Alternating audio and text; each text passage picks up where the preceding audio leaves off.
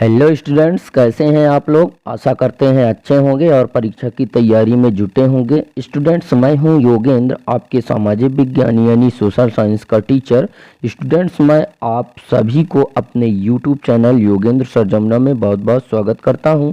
प्यारे स्टूडेंट्स, आज हम इस वीडियो में देखने वाले हैं कक्षा 10वीं की सामाजिक विज्ञान के पार्ट भूगोल का चैप्टर नंबर 1, जिसका नाम है संसाधन एवं विकास। स्टूडेंट्स, इस चैप्टर से आपके बोर्ड एग्जाम फरवरी 2024 में 4 अंक के प्रश्न पूछे जाने हैं। कितने के पूछे जाने हैं फ्रेंड्स? 4 अंक के प्रश्न पूछे जाने हैं। तो स्टूडेंट्स, इस चैप्टर से जितने भी इम्पोर्टेंट क्वेश्चंस बन सकते थे उन सभी को विथ सॉल्यूशन लेकर उपस्थित हुआ हूं। तो वीडियो में शुरू से अंत तक बने रहिएगा, क्योंकि आपके बोर्ड एग्जाम के हिसाब से यह काफ़ी इम्पोर्टेंट हो जाती है। तो वीडियो को लाइक व चैनल को सब्सक्राइब कर लीजिए तथा कमेंट बॉक्स में एक प्यारा सा कमेंट भी अवश्य करिएगा तथा बेल आइकन भी प्रेस करिएगा, ताकि हमारी नई नई वीडियो की नोटिफिकेशन आप तक सबसे पहले मिले, क्योंकि ऐसी ही वीडियो मैं आप लोगों के लिए हमेशा बनाता रहता हूं। तो चलिए स्टूडेंट्स, बिना किसी देरी के वीडियो स्टार्ट करते हैं और देखते हैं आज का पहला प्रश्न। फ्रेंड्स, हमारा जो आज का पहला प्रश्न है वो है, सही विकल्प चुनकर लिखिए। सही विकल्प में जो है तो हमारा पहला प्रश्न है कि निम्नलिखित में से कौन सा अजैव संसाधन है। ठीक है, मतलब अजैव मतलब जिसमें जान नहीं है, ऐसा कौन सा संसाधन है। जैसे मनुष्य है ऑप्शन, मत्स्य जीवन है और चट्टानें और प्राणी जगत। तो इसमें जगत का मतलब होता है जो है तो समूह होता है। ठीक है, तो प्राणी जगत यानी कि जीवित है, यह भी। मत्स्य है मछली, मत्स्य जीवन यानी मछलियों का जीवन, यह भी एक जीवन है। मनुष्यों का यह भी है। ठीक है, इसमें जो है चट्टाने हैं। ठीक है, इसमें ये वाला ग नंबर ऑप्शन सही हो जाता है। ठीक है, इसमें जो है तो चट्टाने जो है वो अजैव संसाधन है। चट्टानों में जो है तो जान नहीं होती है। जो चट्टाने होते हैं जान नहीं होती है चट्टानों में। ठीक है, ये निर्जीव होते हैं। जैसे मिट्टी की अगर बात करें तो मिट्टी भी एक निर्जीव संसाधन है, उसमें जीव नहीं है, फिर भी वह कहीं ना कहीं मानव के लिए एक उपयोगी संसाधन है। ठीक है, हमारा अगला क्वेश्चन है कि निम्नलिखित में से किस प्राकृतिक संसाधन का भंडार सीमित है। ठीक है, इसमें 4 ऑप्शन है, खनिज तेल, पवन ऊर्जा, सौर ऊर्जा और जलीय ऊर्जा। तो कौन सा ऐसा संसाधन है जिसका भंडार सीमित है? तो इसका जो है खनिज तेल। ठीक है, इसका जो का नंबर ऑप्शन है वो ऑप्शन सही हो जा रहा है, खनिज तेल। क्योंकि खनिज तेल जैसे डीजल, पेट्रोल है ना, ये सब जो है तो खनिज तेल है। दोस्तों, इसका सबसे ज़्यादा उपयोग जो है तो बस, ट्रक और जो है तो 2 व्हीलर वगैरह में किया जाता है। ठीक है, और यह सीमित इसलिए है क्योंकि इसका एक बार उपयोग करने के बाद हम दोबारा उपयोग नहीं कर सकते हैं। एक बार उपयोग करने के बाद यह समाप्त हो जाता है, धुआं बनकर उड़ जाता है। ठीक है, इसलिए इसका जो सही ऑप्शन होगा वो खनिज तेल। अगला है, अवनालिका अपरदन मृदा को बनाता है। ठीक है, इसमें 4 ऑप्शन है। कृषि के लिए अनुपयुक्त बनाता है, कृषि के लिए उपयुक्त बनाता है, चारागाह के लिए उपयुक्त, वनों के लिए उपयुक्त। ठीक है, तो इसमें जो है तो कृषि के लिए अनुपयुक्त, ये वाला ऑप्शन जो का नंबर ऑप्शन है ये सही हो जाता है। ठीक है, अवनालिका अपरदन जो है वह मृदा को कृषि के लिए अनुपयुक्त बना देता है। ठीक है, मतलब मृदा का कटाव। अपरदन का मतलब क्या होता है? मिट्टी का जो है तो कटकर एक स्थान से दूसरे स्थान तक जो है तो बह जाना या प्रवाहित हो जाना, चाहे वह हवा के माध्यम से चाहे वह जल के माध्यम से प्रवाहित होना ही जो है तो अपरदन है। अपरदन का मतलब होता है दोस्तों परिवहन, एक प्रकार से कह सकते हैं, क्योंकि परिवहन का मतलब ही होता है एक स्थान से दूसरे स्थान तक जाना। ठीक है, तो जब मृदा कट करके एक स्थान से दूसरे स्थान चली जाती है, ऐसी स्थिति में जो कृषि के लिए जो मिट्टी होती है वह तो बह गई, इसलिए वहाँ जो है तो वह अनुपयुक्त हो जाती है, बंजर हो जाती है मिट्टी, इसीलिए वह कृषि के लिए अनुपयुक्त है। ठीक है, अगला क्वेश्चन है कि निम्न में से कौन सा कारक भूमि उपयोग का भौतिक कारक नहीं है। भौतिक का मतलब होता है दोस्तों प्रकृति। क्या? प्रकृति। ठीक है, कारक का मतलब होता है कारण, ठीक है। ऐसा कौन सा कारण है जो भूमि उपयोग का भौतिक कारण नहीं है, ठीक है। तो इसमें 4 ऑप्शन जैसे कि भूमि की ढाल हो गया, मृदा आवरण की उपस्थिति हो गई, अपवाह हो गया और जनसंख्या हो गया, ठीक है। तो इसमें जो ये जनसंख्या है, घ नंबर ऑप्शन सही हो जाता है, ठीक है। जो है तो जो जनसंख्या है वह एक ऐसा कारण है जो भूमि उपयोग का भौतिक कारक नहीं है, ठीक है। अगला है जो है तो शैल और धातुएं किस प्रकार के संसाधन हैं। जो शैल हैं, जो धातुएं हैं, वह किस प्रकार के जो है तो संसाधन है, ठीक है। अजैविक, जैविक, नवीकरण और निजीक ऐसी संसाधन है शैली। शैल का मतलब ही होता है चट्टान, ठीक है। तो वो किस प्रकार के संसाधन हैं, तो वो जो है तो अजैविक संसाधन है, ठीक है। उसमें जीव या जान नहीं होती है शैलों में, ठीक है। शैलों और धातुओं में जान नहीं होती है, ठीक है। इसलिए इसका जो है तो का नंबर ऑप्शन सही हो जाएगा। अगला क्वेश्चन देखते हैं। हमारा अगला क्वेश्चन है कि उत्पत्ति के आधार पर संसाधनों का वर्गीकरण कीजिए। उत्पत्ति के आधार पर, ठीक है। तो 4 ऑप्शन है, नवीकरण और अनवीकरण, जैविक और अजैविक, निजी और सामुदायिक, संभाव्य और विकसित। तो इसमें से कौन सा वाला ऑप्शन सही हो जाएगा, तो इसमें से जैविक और अजैविक, जो जैविक और अजैविक वाला जो है तो ऑप्शन सही हो जाता है। उत्पत्ति के आधार पर संसाधन कितने प्रकार के होते हैं, तो जैविक और अजैविक 2 ही प्रकार के संसाधन होते हैं। जैविक संसाधन ऐसे संसाधन जिसमें जान होती है और अजैविक संसाधन जिसमें जान नहीं होती है, जैसे कोयला, पेट्रोलियम, डीजल, मिट्टी, है ना, ये अजैविक है। जैविक में हो जाएगा जीव, जंतु, पशु, पक्षी, मानव, ये सब जो है तो जैविक संसाधन है, ठीक है। हमारा अगला क्वेश्चन है कि संसाधन वह संसाधन जो एक क्षेत्र में पाए जाते हैं लेकिन उनका उपयोग नहीं होता है, ठीक है। ऐसे कौन से संसाधन हैं जिनका उपयोग नहीं हो पाता है, पाए तो जाते हैं लेकिन उनका उपयोग नहीं हो रहा है, ठीक है। इसमें ऑप्शन है कि नवीकरण संसाधन, संभाव्य संसाधन और जैविक और चक्रीय संसाधन, ठीक है। तो कौन से होंगे, संभाव्य, मतलब जो है तो आने वाले समय में ऐसी संभावना है कि इनका भी उपयोग किया जाएगा, ठीक है। इसीलिए ये संभाव्य संसाधन है, ठीक है। जो है तो क्षेत्र में पाए जाते हैं लेकिन उनका उपयोग नहीं होता है, उनका आने वाले समय में उपयोग होना शुरू हो जाएगा। अगला क्वेश्चन है कि प्रथम अंतर्राष्ट्रीय पृथ्वी सम्मेलन किस वर्ष आयोजित हुआ। प्रथम अंतर्राष्ट्रीय पृथ्वी सम्मेलन, ठीक है। 4 ऑप्शन है, 1992, 94, 91 और 96, ठीक है। तो प्रथम अंतर्राष्ट्रीय सम्मेलन किस वर्ष आयोजित हुआ था, तो 1992 में आयोजित हुआ था, ठीक है, पृथ्वी सम्मेलन, ठीक है। प्रथम पृथ्वी सम्मेलन 1992 में आयोजित हुआ था। अगला है कि कौन सा कारक भूमि उपयोग का भौतिक कारक नहीं है, ठीक है। भूमि उपयोग का भौतिक कारक नहीं है, ठीक है। तो इसमें कौन सा घ नंबर ऑप्शन जनसंख्या, ठीक है, जो कि भूमि उपयोग का भौतिक कारक नहीं है। अगला है निछालन से बनी मृदा कहलाती है। ज़्यादा वर्षा, दोस्तों यहाँ पे अगर हम निछालन की बात करें तो ज़्यादा वर्षा और ज़्यादा सिंचाई होने के कारण, भीषण बारिश होने के कारण जो मृदा उपजाऊ जो मृदा होती है वो एक स्थान से दूसरे स्थान तक जो है तो बह जाती है, या उसकी जो उर्वरक शक्ति है वो ख़त्म हो जाती है ज़्यादा सिंचाई करने से और ज़्यादा खादों का प्रयोग करने से। तो भूमि का जो निम्नीकरण एक तरह से कह सकते हैं ही निछालन क्रिया कहलाती है, ठीक है। मतलब उसकी जो उर्वरक शक्ति है वो धीरे धीरे कम होना ही निछालन। तो ऐसी क्रिया से जो है तो कौन सी मिट्टी बनी है, ऐसी क्रिया से जो है तो इसमें 4 मिट्टियां हैं, जलोढ़ मिट्टी, लाल, लैटेराइट और मरुस्थलीय, ठीक है। तो जो लैटेराइट मृदा है दोस्तों, ठीक है, ग नंबर ऑप्शन इसका सही हो जाएगा। यह निछालन से बनी मृदा है, ठीक है, निछालन क्रिया से बनी है लैटेराइट मृदा, ठीक है। हमारा अगला क्वेश्चन है कि रिक्त स्थान की पूर्ति कीजिए। ठीक है, इसमें जैसे कि लौह अयस्क के खाली स्थान प्रकार का साधन है।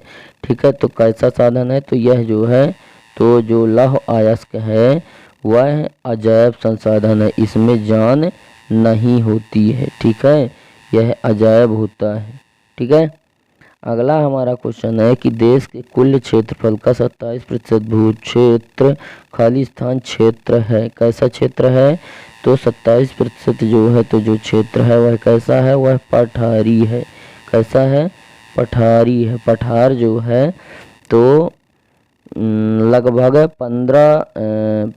500 साल पुराना है पठार। और पठार जो है तो एक तरह से कह सकते हैं सबसे नीचे पाया जाता है, इसलिए उसका जो है तो ना ही क्षरण होता है और ना ही उसका निम्नीकरण होता है और ना ही उसका कोई अपर्दन हो पाता है। ठीक है, यह बहुत कठोर होता है पठार।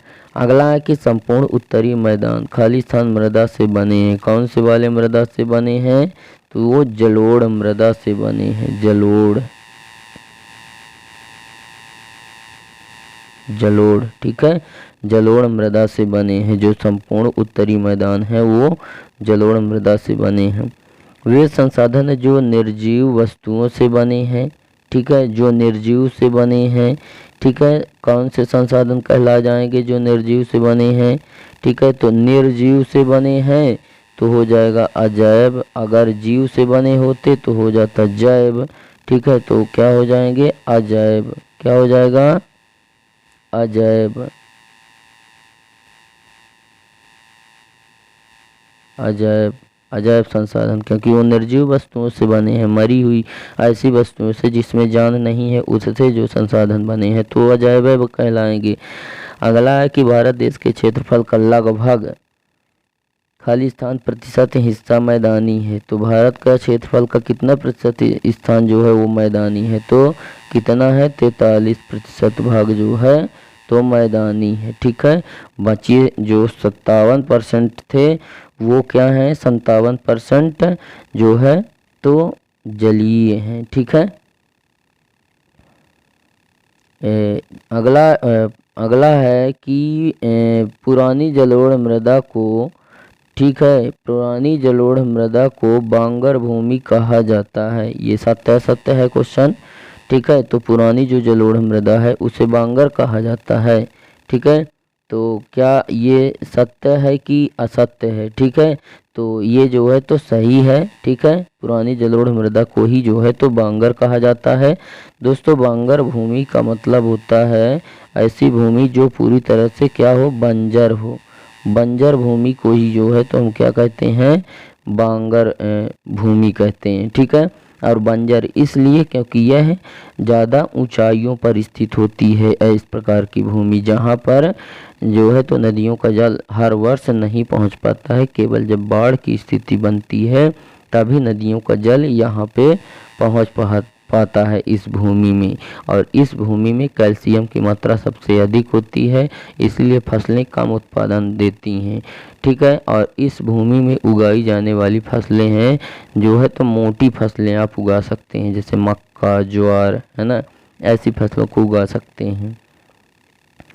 अगला है कि लेटराइट शब्द ग्रीक भाषा के शब्द लेटर से लिया गया है। ठीक है, तो यह भी सही है, लेटर से ही लिया गया है। अगला है कि पंजाब और हरियाणा में 80% भूमि पर जो है तो कृषि होती है। ठीक है, तो यह भी सत्य है, पंजाब और हरियाणा में 80% भूमि पर कृषि होती है और 20% में बिल्डिंग्स बनी हैं, घर बने हैं, सड़कें बनी हैं, है ना, और उद्योग वगैरह लगे होंगे।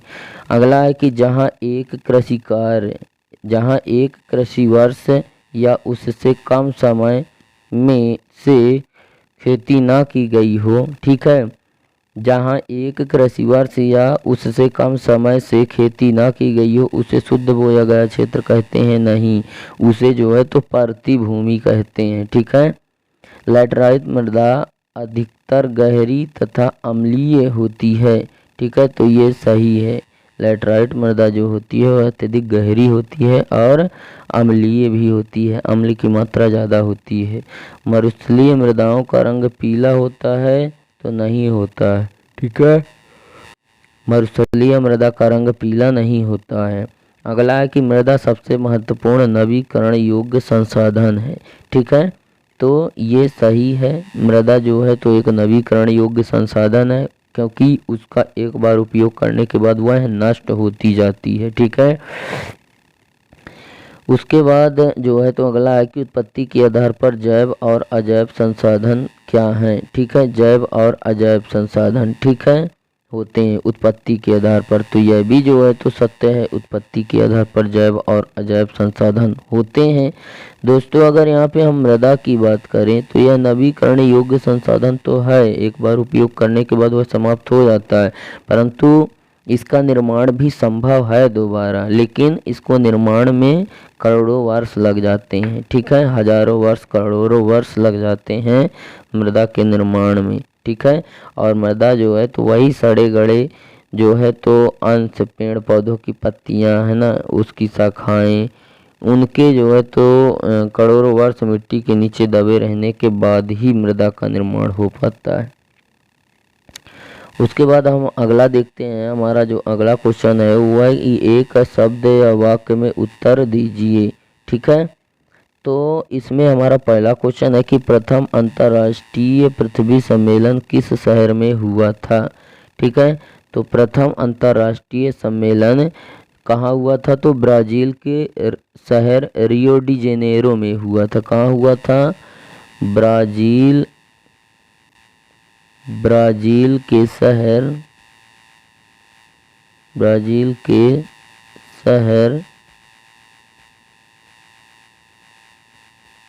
रियो डी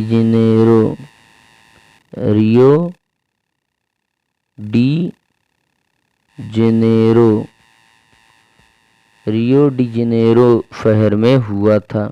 ठीक है, अगला है कि उत्पत्ति के आधार पर संसाधन कितने प्रकार के होते हैं, तो यह 2 प्रकार के होते हैं उत्पत्ति के आधार पर। ठीक है, अगला है राष्ट्रीय वन नीति के अनुसार भारत के कितने प्रतिशत भाग पर वन जो है तो होना चाहिए, कितने प्रतिशत पर, तो 33% भाग पर जो है तो वन होना चाहिए। ठीक है, अगला हमारा क्वेश्चन है कि अधिक वर्षा से निक्षालन क्रिया से किस मृदा का निर्माण होता है। निक्षालन क्रिया द्वारा वही लैटराइट मृदा हमने अभी बता के आया है। ठीक है, तो कौन सी मृदा, लैटराइट मृदा। ठीक है, लेटेराइट मृदा।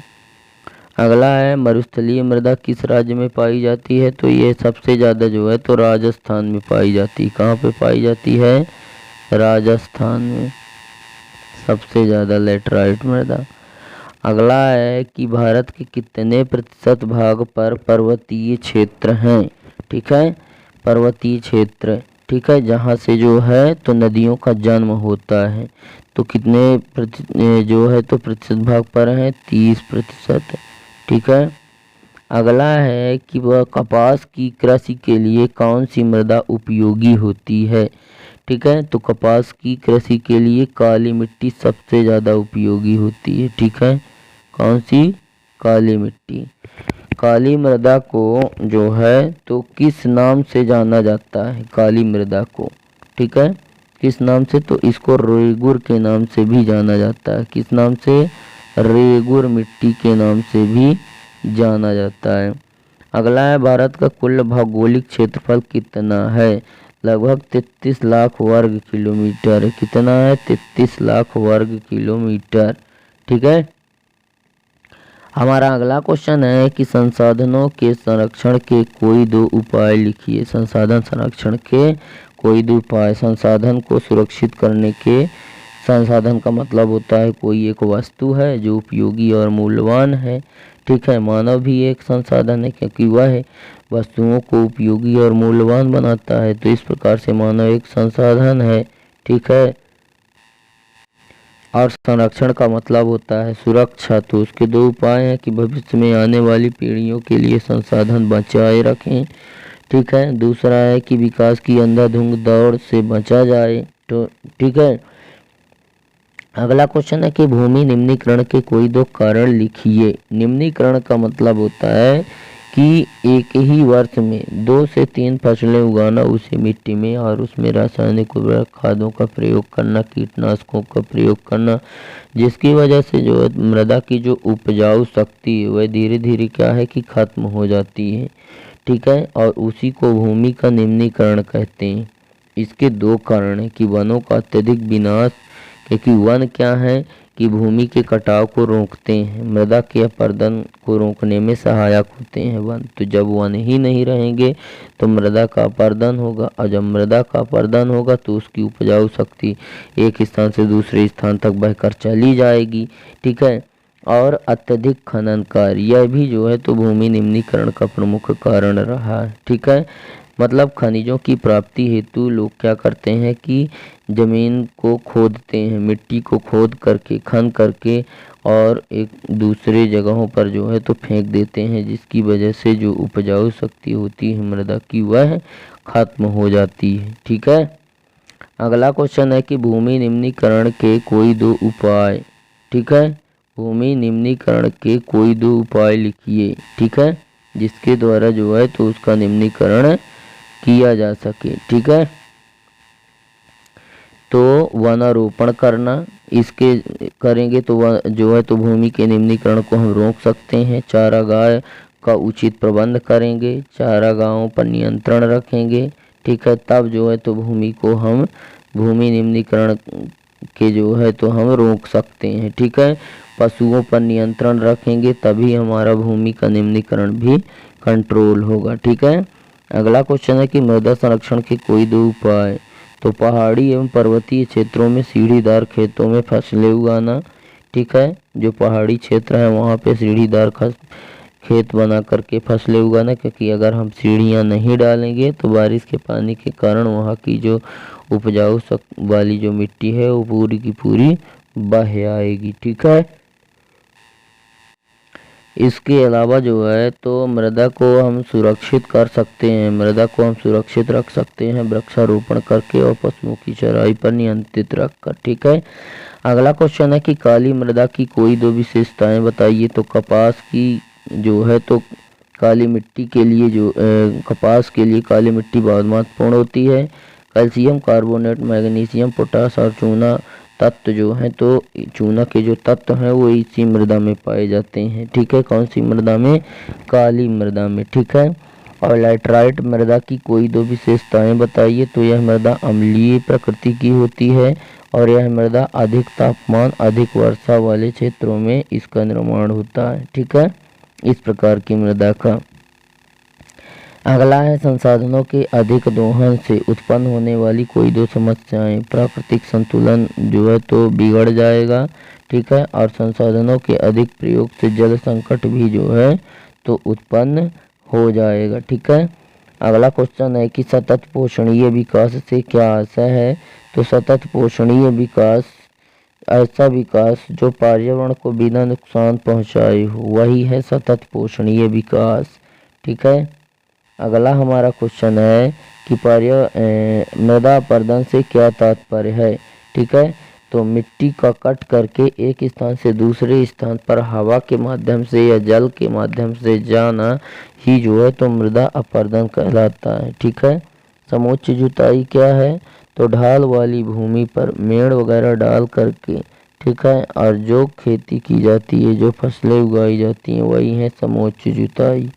ठीक है, जो जल की बहाव की गति को घटा दे। इस प्रकार से जो है तो जो ढाल वाली भूमि है वहाँ पे मेड़ बना करके और वहाँ पे जुताई इस प्रकार से करना है कि मृदा का जो कटाव है वह नीचे की तरफ न जाए। ठीक है, मतलब जो नीचे जो होता है ना उधर की ओर जो ढाल होता है तो ढाल की ही तरह जुताई नहीं करते हैं।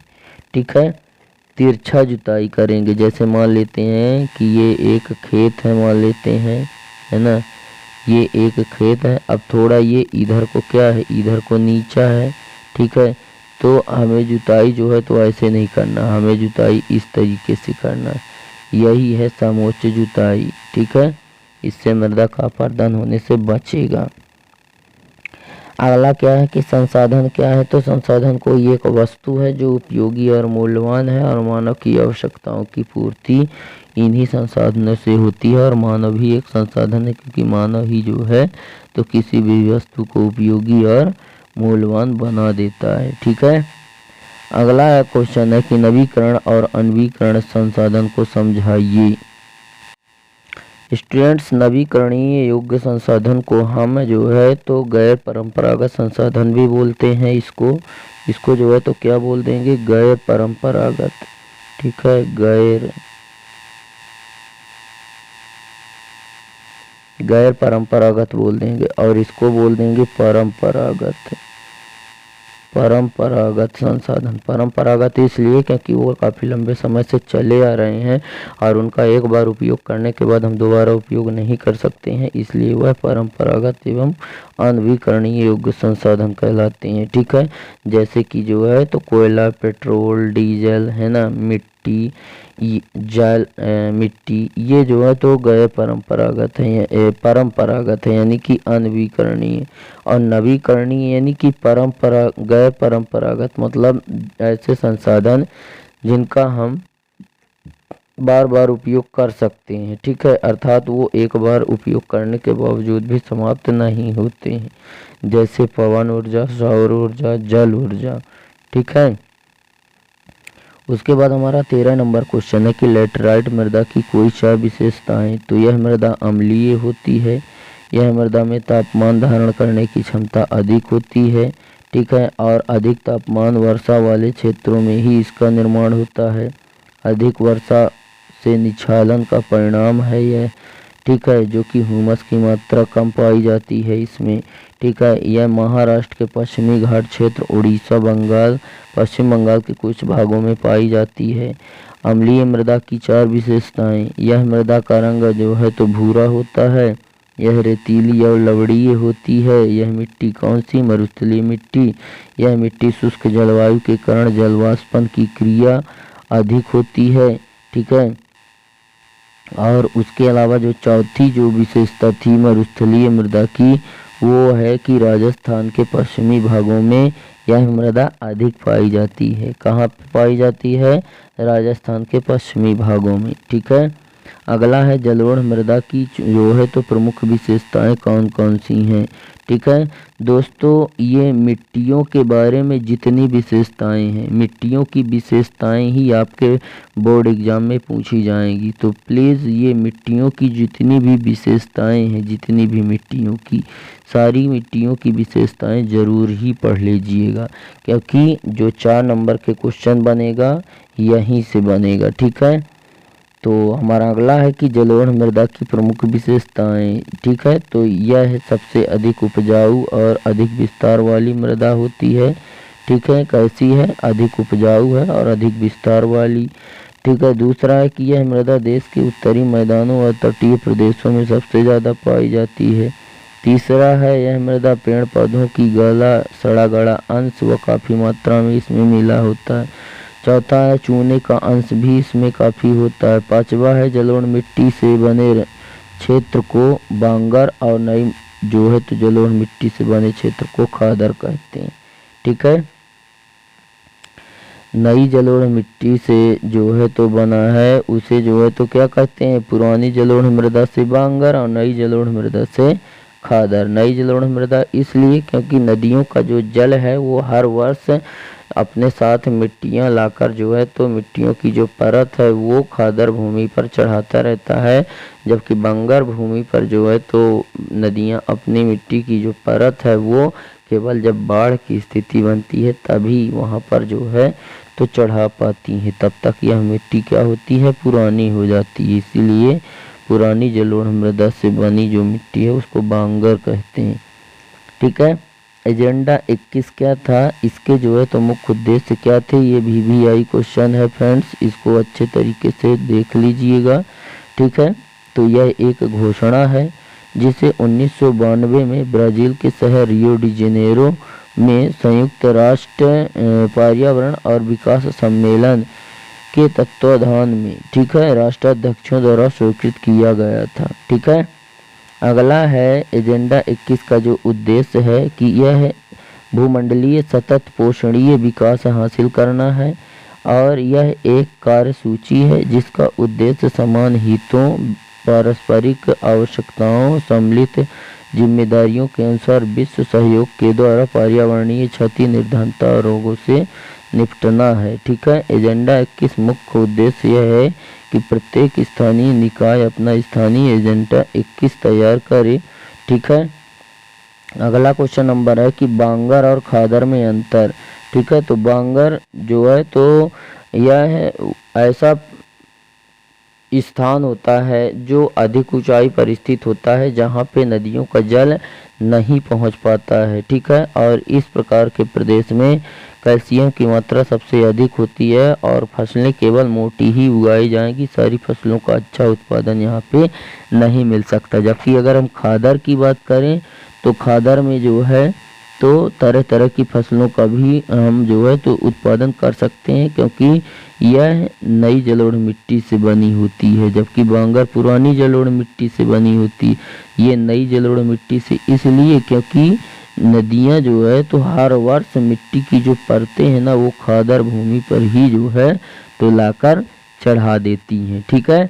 तो इस प्रकार से दोस्तों उम्मीद करते हैं कि आपको हमारा यह वीडियो पसंद आया होगा। वीडियो अगर पसंद आया है तो वीडियो को लाइक करें, दोस्तों में शेयर करें और आप अगर हमारे चैनल पर नए हैं तो चैनल को सब्सक्राइब करें एंड बेल आइकन भी प्रेस करें ताकि हमारी नई नई वीडियो की नोटिफिकेशन आप तक सबसे पहले मिले। तो दोस्तों आज के लिए बस इतना ही। मिलते हैं आप सभी लोगों से नेक्स्ट वीडियो में नेक्स्ट टॉपिक के साथ। तब तक के लिए जय हिंद, वंदे मातरम।